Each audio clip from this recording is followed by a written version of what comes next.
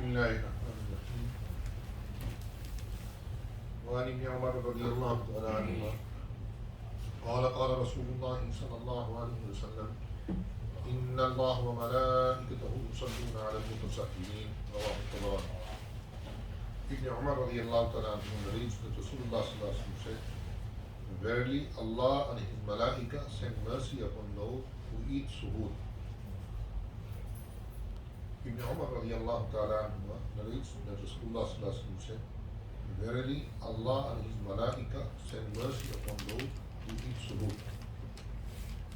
Allah's favor upon us is that even the partaking of suhoor, the breakfast before dawn, is a virtuous act, which is enormously rewarding. There are many ahadith in which virtues of suhoor or sahri are expounded and rewards mentioned. Allama Aini, the commentator of Bukhari, regarded gathered ahadith from 17 Sahaba on the excellence of sahri.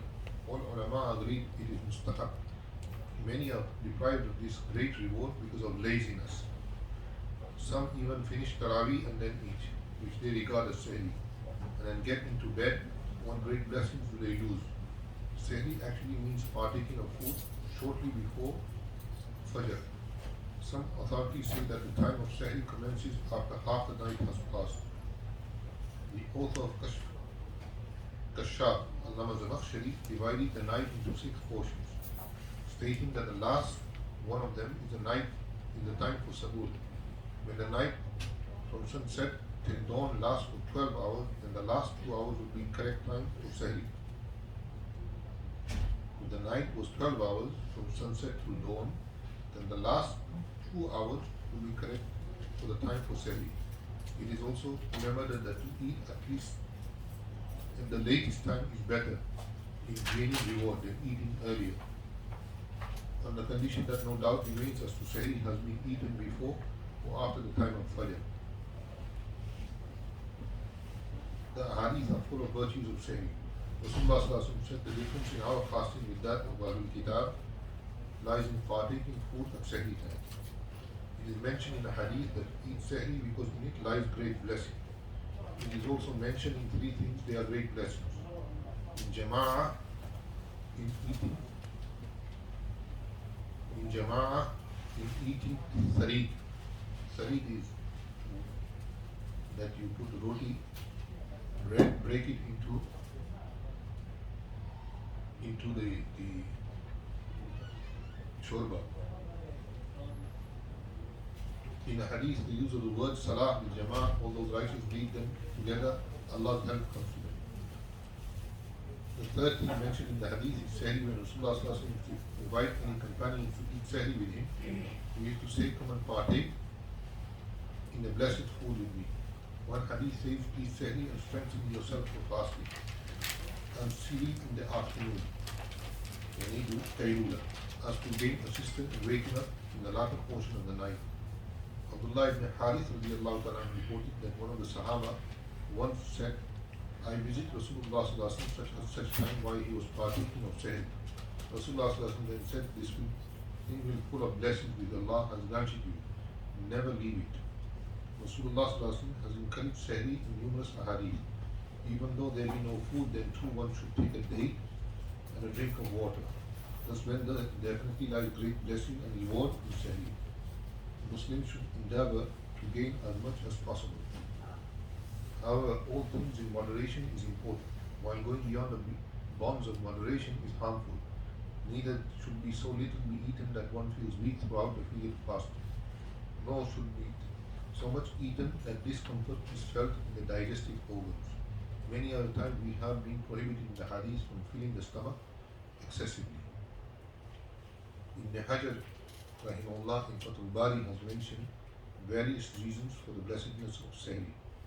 Number 1, because it is a sunnah and it should be followed. Number 2, through Sahri we oppose the ways of Ahlul Kitab, which we are all times called upon to do so. They don't have Sahri when fasting. Number 3, it provides strength for ibadah. Number 4, it promotes more sincerity in ibadah. Number 5, it aids in eliminating bad temper which normally comes about as a result of hunger. Number 6, it provides an opportunity to assist the needy at that early hour, especially a poor neighbor. Number 7, Sahri at the time when dua is accepted. Sahri is the time when dua is accepted. Number 8, at the time of Sahri, one gets the opportunity to remember Allah, zikr, and lift up the hands to Him in dua. These are the few major reasons that Allama Ibn Hajar al-Asqalani has mentioned. That a person should do suhoor for fasting in Ramadan and outside Ramadan also. If you're going to fast Mondays and Thursdays, or if you fast Ayyam Bid, you should fast on suhoor, not without suhoor. There's many benefits of it. But we want to fast with suhoor, full of food which is rich in oil. Like some people, they want to have, at that time they want to have Taleem and paya and all this. This is not going to help throughout the day, because after eating all that with masala, we need water. And obviously we can't drink water throughout the day. So it's going to give us bad indigestion. So eat light foods, fruits, food, roti with something light, or chawal with something light, not heavily. Heavy foods will make a person want to have water, will make a person not interested in ibadat. He just want to sleep, or he'll be annoyed all the time. So it's better to eat food. The best is to drink a glass of milk maybe, have a date or two. This is the best thing in suhoor, if nothing else, and water. But to eat suhoor is sunnah. Nabi sallallahu alayhi wa sallam always used to eat suhoor. Even if he had nothing, he would eat a date and a glass of water. So Ramadan is a month of taking from Allah. Also, eating is not prohibited, but one should eat in one's own capacity, one's own need. Sometimes people put so much food on your plate and they insist you eat. So everybody has a different appetite. Everybody has a different amount they can eat. Some people eat more, some people eat less. So we know how much we can eat. Each individual knows. So take according to that. Sometimes people become greedy when they see so many foods on the tablecloth, on the table. So they want to eat everything. Remember, by eating everything, you're not doing yourself a favor. You're actually putting yourself into harm. Eat what you need. If you want to take from everything, take a little bit from everything. Don't overeat. And don't eat too less that you feel weak throughout the day. So eating is also, and as mentioned, that one should take 3 portions. 1 portion of food, 1 portion of water, and 1 portion that one can breathe also. Don't eat till here. Then you won't be able to breathe. Like some people, when they come in Maghrib, after they have finished iftar, by the time they come to Isha, they've ate till their throat. So now 3 people on the left side, 3 people on the right side, they all have to suffer, because he keeps burping. That's not right also. We should eat how much we can. You can have food later on after Taraweeh also, after Isha also. So eat according to what you need. And Ramadan is not about that we eat so much that we think we're going to die if we don't have food. This is not what Ramadan is about. Ramadan, at the end of Ramadan, you should lose weight. If you have gained weight, then that means that your fasting was not right. Your fasting was not right because you ate too much.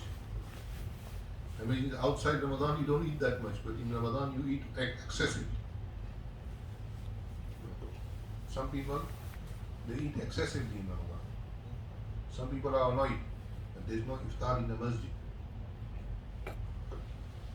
Why? Because when they come to the masjid, They can eat as much as they can. No, inshallah, there will be iftar next year, inshallah. When this COVID goes away, then we'll be back to normal. But until then, we have to be careful. And better to eat in one's home with one's family. Do shukr of Allah subhanahu wa ta'ala. Do zikr of Allah subhanahu wa ta'ala. Not to eat excessively. Ramadan is not only about, some people, they tell me that we cannot come to the masjid because you eat only date and water. They want singara, they want samosa, they want pakoda, they want this, they want that. So, that's not going to be possible. Sometimes you have to learn how Rasulullah fasted. He used to fast on one date and one glass of water. And he used to break his fast on one date and one glass of water. Alhamdulillah, Allah gives us food. It's not that Allah doesn't give us food.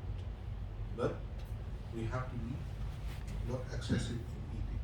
May Allah give me tawfiq also. In Ramadan, at least do tilawat of Quran after every salah. Some people don't do tilawat at all. That is wrong. Some people don't even fast. They think that because they go to work, fasting is not upon them. That's not an excuse. In the time of the Sahaba, they used to work in the fields. Even today, you go to Bangladesh, Pakistan, India, in the Arab countries, those people who work in the farms, they work in excessive heat. But they fast also, mashallah. And they keep their fast. Some people think because we live in America, the rule will change. Because we go to work from 8 o'clock in the morning till 8 in the evening or something. Or 5 to 7. No. We have to fast. We have to work also, we have to fast also. And we have to remember Allah also. Because this is the time to contemplate. And mashallah, most people do fast. Most people, alhamdulillah, do fast. So we should keep to our routine until Ramadan and recite Quran as much as possible, listen to Quran as much as possible. Because we don't usually read Quran other than Ramadan or when somebody dies.